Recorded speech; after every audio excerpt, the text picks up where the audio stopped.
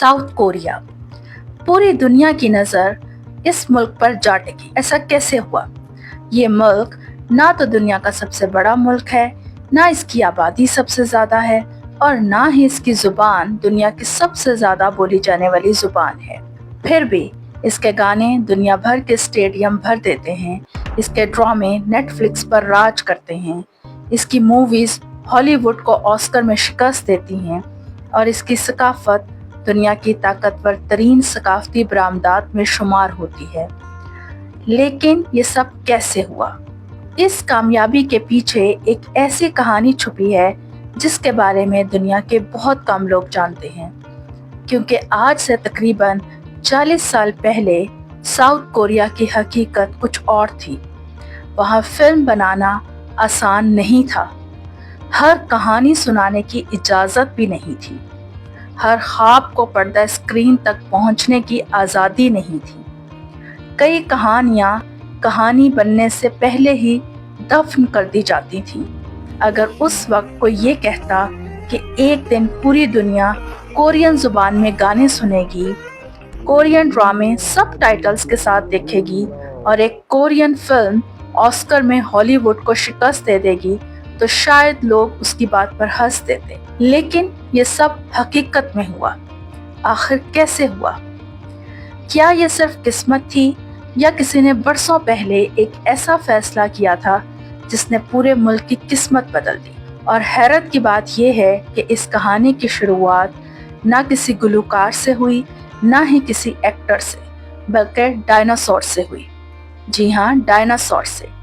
एक ऐसी Hollywood film जिसने साउथ कोरिया की हुकूमत को पहली बार ये सोचने पर मजबूर किया कि शायद कहानियाँ भी इंडस्ट्रीज जितनी कीमती हो सकती हैं। लेकिन इस हैरान कुन फैसले तक पहुँचने से पहले हमें वक्त का पहिया पीछे घुमाना होगा, उस साउथ कोरिया की तरफ जिसे आज की नस्ल शायद जानती ही नहीं, जहाँ तख़य्युल तो मौजूद था मगर आज़ादी नहीं। एक मुल्क जिसने अपनी सकाफत से दुनिया फतह की। इस कामयाबी की कहानी की जड़ें कितनी दहाइयाँ पुरानी हैं।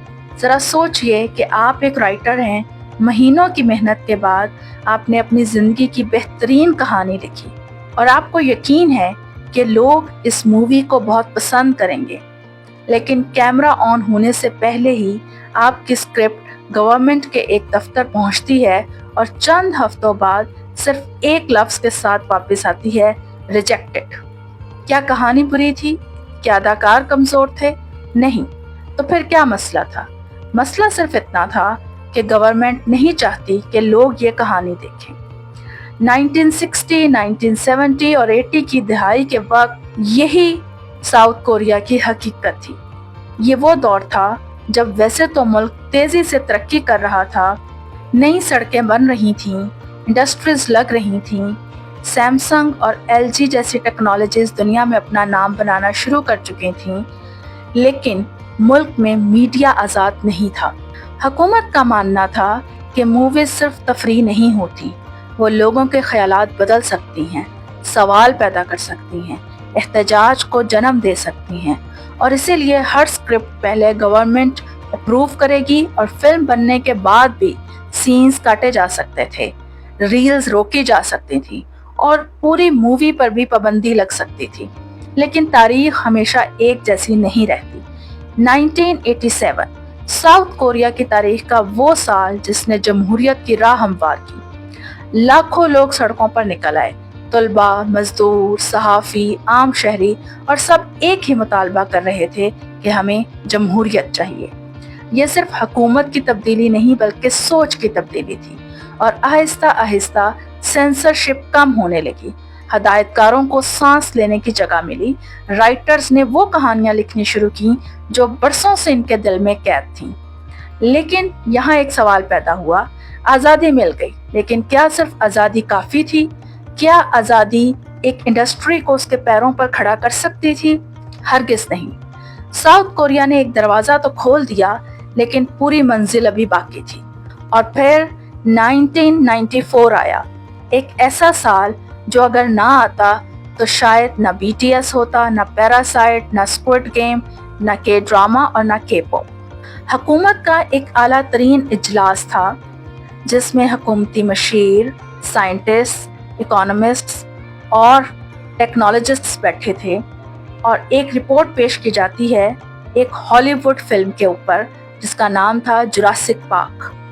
और मशीरों ने हैरत अंगेज तौर पर ये हकीकत सामने रखी कि सिर्फ अमेरिकन एक मूवी जुरासिक पार्क से इतना पैसा कमा रहे हैं जितनी तकरीबन 15 लाख गाड़ियों की बरामदात से हासिल होता है। एक फिल्म और लाखों गाड़ियां एक ही तराजू में। चाहे इस मुआवजे के आदाद और शुमार पर आज मुख्तलिफ राय मौजूद हैं, लेकिन एक बात तय है कि इस रिपोर्ट ने हुकूमत की सोच बदल दी। पहली बार साउथ कोरिया ने सोचा कि अगर अमेरिकन्स मूवीज बनाकर इतना पैसा कमा सकते हैं तो हम अपनी इंडस्ट्री से क्यों नहीं।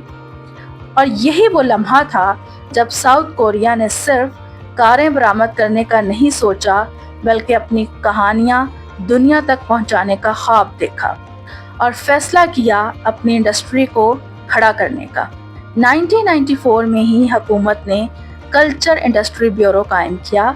फिल्म साजी में सरमायाकारी की गई, प्राइवेट कंपनियों को भी इस शोबे में आने की तरगीब दी गई, नए फिल्म स्कूल्स बने, नए हदायतकार बने और हुकूमत ने पहली बार इसे सरमायाकारी समझा, खर्चा नहीं। और राइटर्स ने भी ऐसी कहानियां लिखी कि अगले चंद बरसों में दुनिया को ये एहसास दिलाया कि जज्बात की कोई ज़ुबान नहीं होती। गरीबी, नाकामी, तन्हाई, जुल्म ये सिर्फ कोरिया के मसाइल नहीं थे बल्कि ये पूरी इंसानियत के जज्बात थे और यही साउथ कोरिया की सबसे बड़ी ताकत बन गई। और यही वो वक्त था जब कोरियन वेव आई जिसे कोरियन जुबान में हैल्यू कहा गया।